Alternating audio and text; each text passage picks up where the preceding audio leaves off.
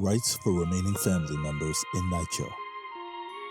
If you live in NYCHA and the head of household of your apartment moves or dies, you can apply to become the new head of household by filling out a remaining family member grievance claim, also known as an RFM claim.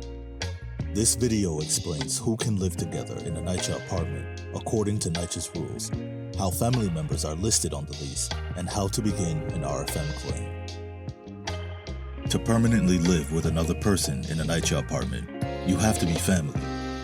NYCHA defines family as two or more people related by blood, marriage or domestic partnership, adoption or guardianship, or who have an interdependent relationship with each other, like long-term partners who may not be married or have a domestic partnership. Starting January 2024, NYCHA updated what they consider a family. Now, it's not just immediate relatives. Cousins, aunts, partners, and others can count as family and be added to the household composition. When you get your lease, it includes the household composition, which lists all the people authorized to live in the apartment. The head or co-heads of household, also known as tenants of record, are the leaseholders. Only heads of household can make changes to the household composition. Authorized permanent household members have to be family of the heads of household. Their income is included in calculating the rent, and they could be eligible to take over the lease. As of January 2024, extended family members can be added as authorized permanent household members. Authorized temporary or conditional household members can be added to the lease for a period of time. They don't have to be members of your family, and their income isn't included in calculating the rent, except for live-in guardians. This could be someone like a live-in nurse or a friend staying for the summer. Temporary and conditional household members aren't eligible to take over the lease. If you want a family member to be able to take over the lease one day, it's very important for the head of household to add them to the household composition as an authorized permanent household member.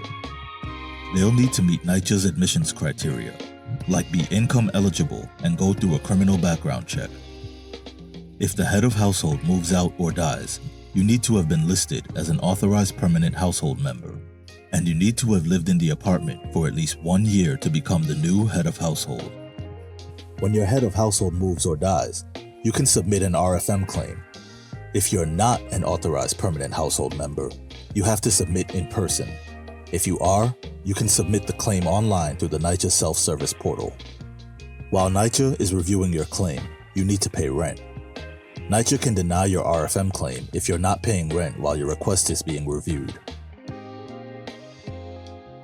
The amount you're paying should either be based on your income or the previous head of household's income, whichever is lower. If the previous head of household owes any rent, you're not responsible for that.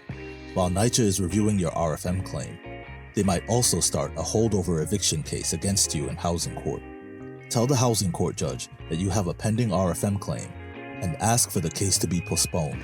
You cannot be evicted from the apartment unless NYCHA obtains a judgment and warrant of eviction in housing court.